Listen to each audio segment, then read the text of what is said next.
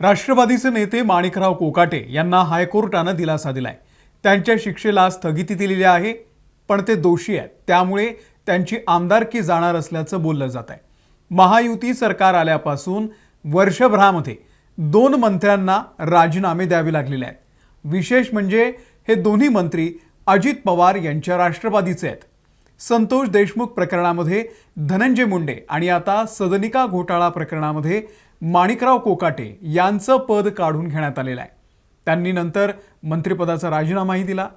आता त्यांची आमदारकीही जाणार असल्याची चर्चा आहे।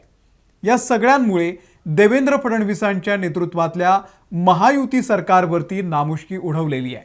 आज कोर्टामध्ये नेमकं काय घडलं, हा सदनिका घोटाळा नेमका आहे तरी काय, आणि विशेष म्हणजे तब्येत बरी नसल्यानं लीलावतीमध्ये दाखल झालेल्या माणिकराव कोकाटे यांच्या तब्येती संदर्भात एक अत्यंत धक्कादायक अपडेट समोर आलेली आहे।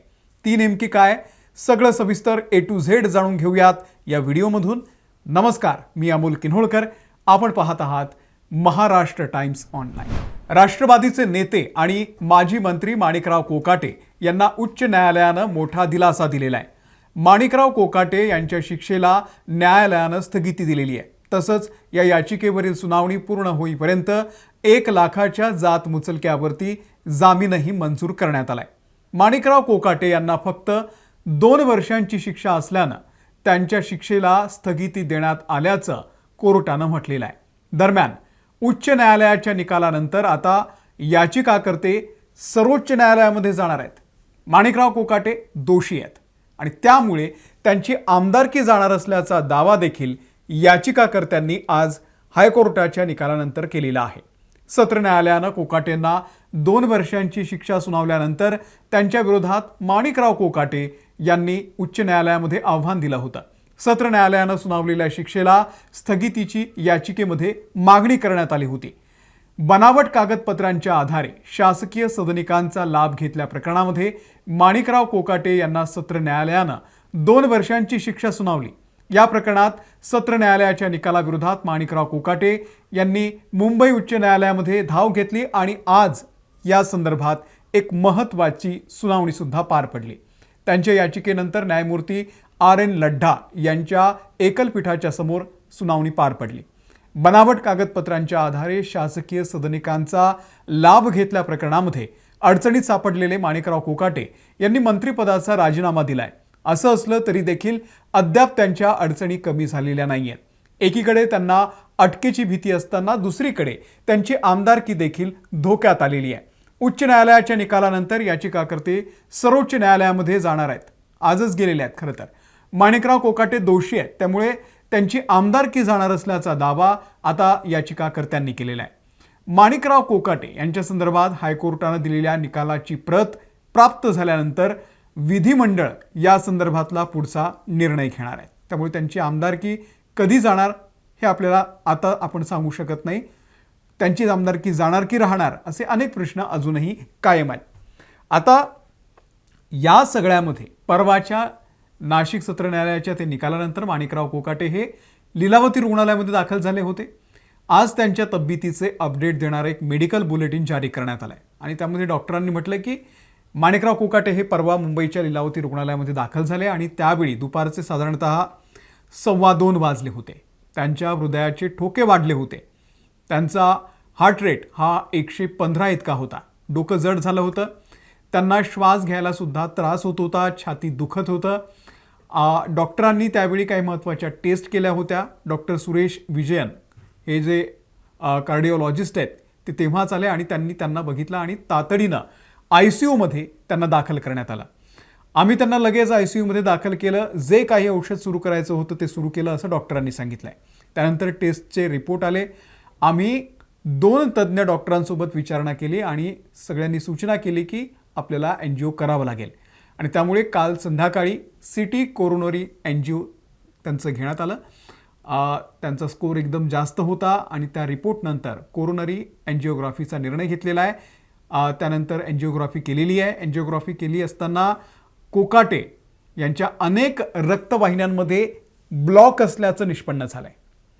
यापैकी एक 100% ब्लॉक आहे, इतर 2 90% आहे आणि चौथ्या ठिकाणी 60% ब्लॉक आहे, 4 ब्लॉक आहेत आणि सर्व सिव्हिअर आहेत. त्यामुळे त्यांना बायपास सर्जरी करावी लागेल असं डॉक्टरांनी रेकमेंड केलेलं आहे. त्यांचं या संदर्भामध्ये मन नाही आहे ते ही सगळी प्रक्रिया करण्यामध्ये. ते विचार करतील आणि आम्हाला सांगतील असं डॉक्टरांनी सांगितलेलं आहे. आता हे जे सगळं प्रकरण आहे ते प्रकरण आपण थोडक्यात समजून घेऊयात. 1995 साली काय झालं होतं की नाशिकमधल्या अत्यंत उच्चभ्रू समजल्या जाणाऱ्या कॅनडा कॉर्नर भागामध्ये प्राईम अपार्टमेंट नावाच्या इमारतीचं बांधकाम सुरू होतं आणि या इमारतीमधील फ्लॅट मिळवण्यासाठी कोकाटे यांनी गैरमार्गाचा अवलंब केल्याचा आरोप आहे.